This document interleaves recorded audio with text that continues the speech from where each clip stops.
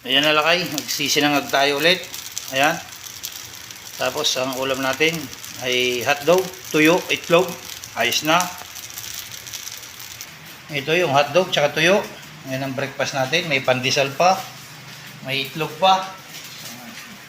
Nag-aantay na yung oat bura. Kaibigan ni Sir Del Camacho. Siya ang may share ng bawang at saka pandesal. Ayan. Mabait yan. Ayan lakay. Huwag na natin ipakita yung isang ulam natin. Baka magulat sila. Crispy pata yun. Ayan lakay. Ito na ang kain natin. Nakain na. Ayan. Ayun, sakit! Sula na. Kain na tayo. Breakfast.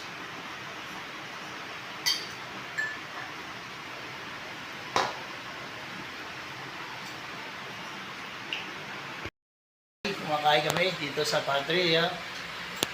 O yan. Breakfast. Kain tayo. Mga kalakay. Kain po. Mamas ko po.